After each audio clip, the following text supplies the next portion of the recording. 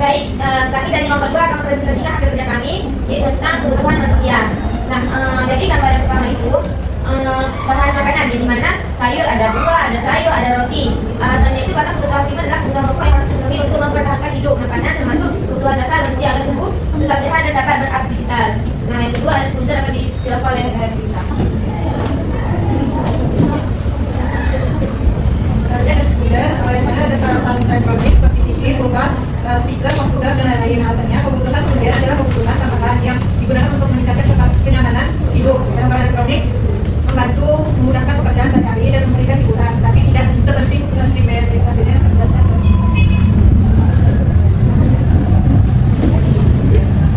Selanjutnya itu adalah kebutuhan akhir, mana barang itu adalah mewah, bermewah, berhiasan, kalau lagi. Alasannya itu kebutuhan akhir adalah kebutuhan yang berhubungan dengan kegiatan dan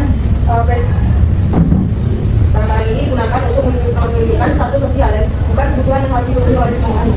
Selanjutnya menambahkan kepada moderator. Baik, terima kasih kepada saudara. Hanya ini yang kami sampaikan menjelaskan itu semuanya saya secara kembali. Baik, kelompok 2 dan kelompok 3 bagaimana terhadap presentasi kelompok 1? Bagus Ibu. Bagus Ibu. Tanyakan? Tidak ada. Sudah dapat dipahami semua ya? Baik. Selanjutnya kelompok berapa?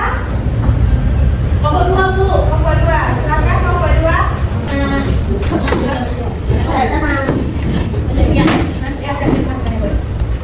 Baik, kami akan membahas pertanyaan di nomor 2. Itu ada gambar yang mana jika kalian memiliki uang saku 50.000, nah kami memilih yang pertama itu membeli uang makasian. Kami membeli makasian dengan uangnya 15.000. Yang kedua itu kami memilih membeli buku bacaan dengan uangnya 30.000. Terus yang ketiga kami memilih untuk menabung untuk membeli sepeda baru. Nah, gimana buktinya? Gimana beli sepeda? Dia kan nabung, dia nabung untuk kita baru. Oh iya Bu, ini pertanyaan yang ketiga.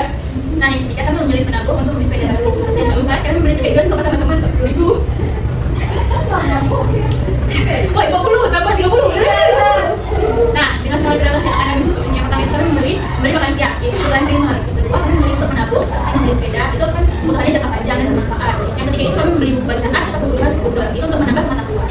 Nah yang keempat itu kami membeli tiket bioskop, itu untuk kelas tersiar atau hiburan. Terus pilihan manakah yang akan kalian ambil untuk memenuhi kebutuhan yang paling besar? Kami menjawab kami akan membeli makanan karena kata itu adalah sebuah kebutuhan yang paling mendesak, yaitu membantu untuk kesehatan dan energi kami. Yang ketiga untuk yang C, jika kalian memilih untuk membeli makan siang, apakah sisa uang saku kalian? Berapakah sisa uang saku kalian? Nah uang awalnya itu 50.000, terus untuk makan siangnya 15.000, sisa uangnya itu jadi 35.000. Mungkin hanya segitu yang dapat kami sampaikan. Selanjutnya kami serahkan kepada Ibu. Baik, terima kasih kelompok 2 dari kelompok 1 dan kelompok 3 bagaimana dengan presentasi temannya? Bagus Ibu, memahami Ibu. Ada yang ingin ditanyakan? Tidak ya? Tapi Bu, dia kurang memahami cara konsep menabung. Oh iya, jadi dia menabung kiranya berapa? 50.000 sepeda. Sepeda apa 50.000-an tahun ya Bu? Enggak Bu, maksudnya 5.000 sehari Bu buat beli sepeda.